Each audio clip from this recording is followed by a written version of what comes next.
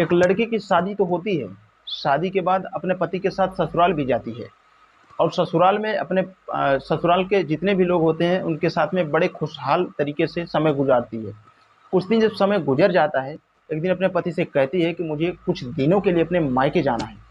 जब लड़की इस तरह से बातें करती है अपने पति से, तो उसका पति जो उसकी बात तुरंत मान लेता है और तुरंत ही एक दिन अपने पत्नी को लेकर के उसके मायके पहुंचा देता है। जब लड़की अपने घर आ जाती है, जब कुछ दिन का समय गुजर जाता है, फिर से अपने पति को फ़ोन करती है और कहती है कि मुझे वापस आपके पास ही आना है।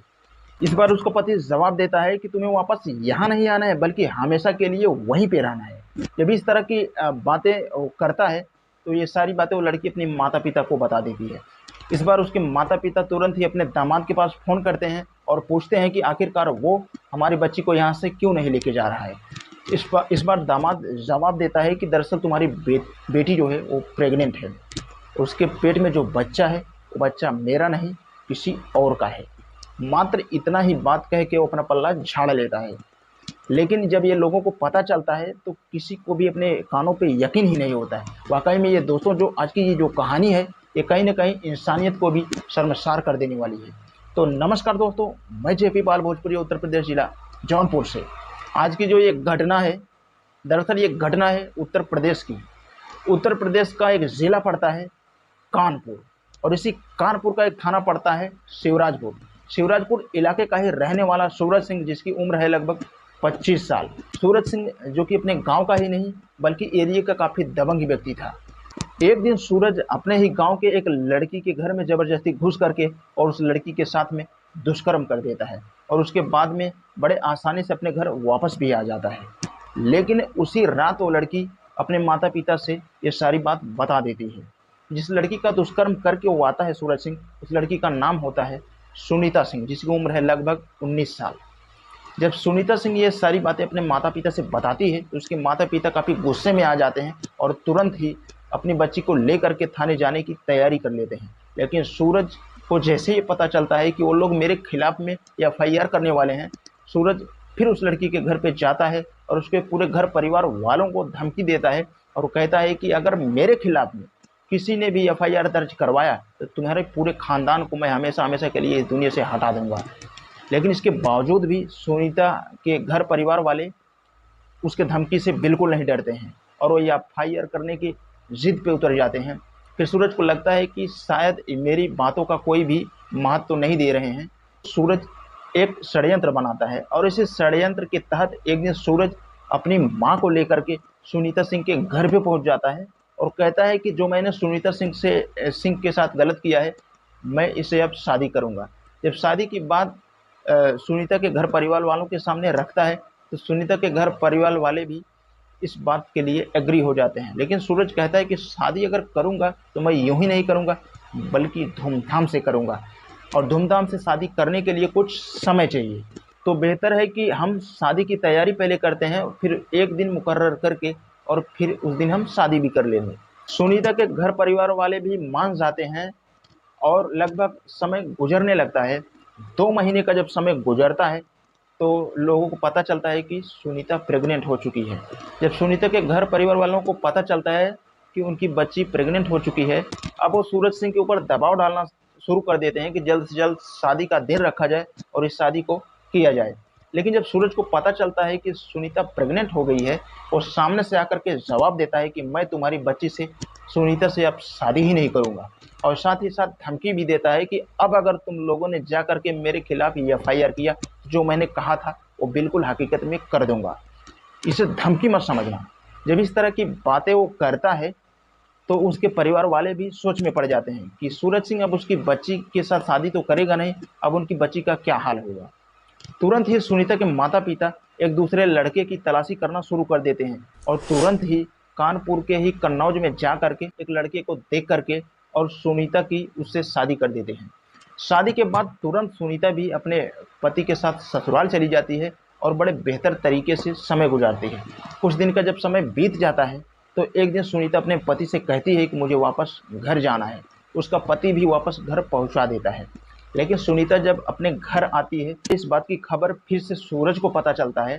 जब सूरज को पता चलता है, वो फिर से सुनीता को आकर के मुलाकात करता है और कहता है कि अब तो तुम्हारी शादी हो चुकी है, जैसा मैंने कृत्य तुम्हारे साथ किया था वैसे ही फिर से तुम्हारे साथ करना चाहता हूँ, लेकिन इस बार जोर जबरदस्ती से नहीं। अब मेरी बात आराम से मान जाओ। लेकिन सुनीता सूरज की एक भी बात नहीं मानती। इस बार सुनीता को धमकी देते हुए वो कहता है कि अगर तू मेरी बात नहीं मानी तो वो मैं तुम्हारी सारी सच्चाई तुम्हारे पति से बता दूंगा कि जो तुम्हारे पेट में बच्चा पल रहा है वो तुम्हारे पति का नहीं, वो मेरा ही है। लेकिन वो लड़की इस धमकियों से बिल्कुल नहीं डरती है। जब सुनीता सूरज की बातें नहीं मानती है तो गुस्से में सूरज आ करके वाकई में एक दिन सुनीता के पति से ये सारी बातें जा करके बता देता है। सुनीता जब वापस अपने ससुराल जाने की बात अपने पति से कहती है तो उसका पति कहता है कि तुम्हें वहीं पे रहना है। अब सुनीता ना तो अपने ससुराल जा सकती थी और ना ही सूरज के पास जा सकती थी, क्योंकि सूरज उसको केवल इस्तेमाल किया था। सूरज को लग रहा था कि अब सुनीता कहीं की भी नहीं है, अब उसके साथ वो जोर जबरदस्ती कर सकता है। और ठीक 5 सितंबर 2022 को एक बार फिर से सुनीता के साथ वो वैसा वारदात किया जैसे वो शादी के पहले किया था। लेकिन इस बार जब सुनीता के साथ में इस तरह की हरकत करता है तो सुनीता तुरंत ही अपने माता पिता को लेकर के पुलिस स्टेशन पहुंच जाती है। पुलिस वालों को पूरी वारदात अपनी बताती है तो सूरज का नाम जब पुलिस वाले सुनते हैं तो उनका मुकदमा नोट करने से साफ इनकार कर देते हैं, क्योंकि सूरज वाकई में अपने एरिया का दबंग आदमी था। ये काफ़ी कोशिश करते हैं एफआईआर नोट कराने के लिए, लेकिन वहाँ के जितने भी अधिकारी थे कोई भी उनका मुकदमा दर्ज नहीं करता है। लेकिन इस बार सुनीता भी अपने एक पैर पे खड़ी हो जाती है और अपने माता पिता को लेकर के सीनियर अधिकारी के पास जाती है और जा कर के ये पूरी वारदात बताती है। और जब पूरी बात को सुनते हैं वो लोग, तब जा कर के कहीं शिवराजपुर के पुलिस चौकी में 8 अक्टूबर को इनका मुकदमा दर्ज किया जाता है। सुनीता के घर परिवार वाले पुलिस वाले के ऊपर काफ़ी दबाव डालते हैं कि सूरज की गिरफ्तारी की जाए। जब सुनीता के घर परिवार वाले पुलिस के ऊपर दबाव डालना शुरू करते हैं तो पुलिस एक जवाब देती है कि तुम्हारी बच्ची शादीशुदा है, उसके पेट में जो बच्चा पल रहा है अभी हम इस बात से बिल्कुल कन्फर्म नहीं है वो बच्चा सूरज का है या फिर उसके पति का। जब तक इसका डीएनए हम टेस्ट नहीं करवा लेते हैं तब तक हम सूरज की गिरफ्तारी नहीं कर सकते हैं। इधर सूरज भी सुनीता के घर परिवार वालों को अलग से धमकी दे रहा है कि अगर तुम लोगों ने मुकदमा वापस नहीं लिया तो मैं तुम्हारे पूरे परिवार को तहस नहस कर दूंगा। सुनीता के घर परिवार वाले पुलिस वाले से जा करके ये तमाम बातें कहते हैं कि सूरज हमें फिर से धमकी दे रहा है, आप जल्द से जल्द कोई कदम उठाएं। लेकिन पुलिस वाले कहते हैं कि जब तक अदालत परमिशन नहीं दे देती है तब तक हम इसका कुछ नहीं कर सकते हैं। फिलहाल अभी ये मामला कोर्ट में चल रहा है।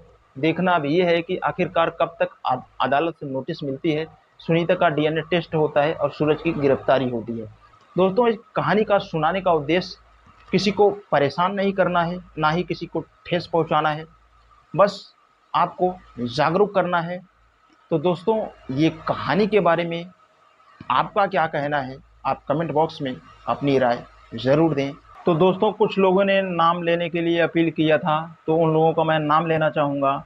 उनका नाम है रतन बुद्ध, बोल रहे हैं स्लो मोशन हो भाई आप। तो स्लो ही कोशिश करता हूँ, थोड़ा इंट्रोडक्शन मेरा फास्ट ज़रूर है। फ़िलहाल मैं कोशिश करूँगा उसको स्लो करने के लिए। तो थैंक्स भाई आपको। फिर एक नेक्स्ट लोग बोल रहे हैं अबुजा RMD नेक्स्ट कहानी। तो भाई कोशिश रहेगी हमारी, अभी एक कहानी लेके आ रहा हूँ। अगर आप लोगों का ऐसा ही प्यार दुलार बना रहेगा तो 1 से 2 कर दूंगा, एक सुबह और एक शाम। तो आप लोगों को कहानी जितना आपको सुनना रहेगा, देखना रहेगा, तो प्लेलिस्ट तैयार कर देता हूँ। लास्ट वीडियो में आप देखेंगे हमारे प्लेलिस्ट मैं तैयार करता हूँ, उसमें से जाके बहुत सारे वीडियो देख सकते हैं, जो कि बहुत सारे वीडियो यूट्यूब पे अवेलेबल हैं मेरे चैनल पे। तो फिर दूसरे लोग ये कमेंट कर रहे हैं, मोहम्मद हमीदुल्लाह बोल रहे हैं सो सैड उसल्लाह। तो थैंक्स भाई। और दूसरे अर्जुन अर्जुन बोल रहे हैं बेस्ट स्टोरी है आपकी, मैं कानपुर से हूँ। तो थैंक्स भाई। और बोल रहे हैं मिस्टर कुशवाहा बोल रहे हैं अच्छा ईयरफोन ले लो, सुन सुन के बढ़िया बोलो। तो थैंक्स भाई आपको दिल से। मैं कोशिश करूँगा कि अब फिर से अपने कंटेंट में सुधार लाने के लिए, एक अच्छा ईयरफोन लेने के लिए या अपने कंटेंट में सुधार लाने के लिए। फैंस चलता है, गर्मी होती है इसलिए थोड़ा सा नॉइज़ है, मैं मान रहा हूँ, लेकिन कोशिश रहेगी कि मैं सुधार ज़रूर करूँगा। फिर एक लोग बोल रहे हैं, उनके चैनल का शायद नाम वो सही से नहीं लिखे हैं, हिंदुस्तान का हूँ मैं, इस तरह से उनका नाम है। वो बोल रहे हैं कि नाइस भाई, तो मैं उनके लिए थैंक्स बोलना चाहूँगा, थैंक्स भाई। फिर एक लोग हैं निहार भुइयान जिनका नाम है, निहार भुइयान, वो लिख रहे हैं सिलेंडर, यानी कि उनके हिसाब से कि इन लोगों को सिलेंडर करवाओ। जो भी कुछ है उनको मैं थैंक्स बोलना चाहूँगा। फिर एक लोग हैं जिनका नाम है प्रदीप कुमार, वो लिख रहे हैं thanks for the information, thanks. तो थैंक्स भाई, आपको भी थैंक्स। फिर उसके बाद में बोल रहे हैं एक लोग वैभव पांडे, ये बोल रहे हैं कि ओए राजू प्यार ना करियो डरियो जी छूट जाता है। वो कुछ गाने का बोल लिखे हुए हैं। तो थैंक्स भाई, आपको दिल से थैंक्स। चैनल मेरा छोटा है, जाते जाते बस इतना कहना चाहूँगा, अगर ऐसा कंटेंट देखना आपको पसंद है तो हमारे चैनल को सब्सक्राइब करके बेल का आइकन ऑल पे ज़रूर प्रेस करें, ताकि कोई भी वीडियो लेके आऊँ तो आप तक आसानी से मिल सके। तो आज के लिए बस इतना ही, मिलते हैं किसी नेक्स्ट स्टोरी के साथ।